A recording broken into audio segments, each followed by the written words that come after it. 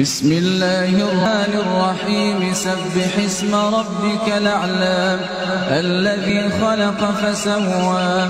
والذي قدر فهدى والذي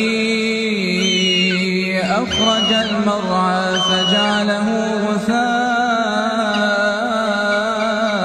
نحوا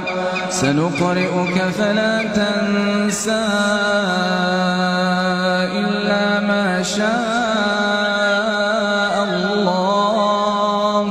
إنه يعلم الجهر وما يخفى ونيسرك لليسرى فذكر إن نفعت الذكرى سيذكر من يخشى ويتجنبها الأشقى الذي يصلى النار الكبرى ثم لا يموت فيها ولا يحيا قد أفلح من تزكى وذكر اسم ربه فصلى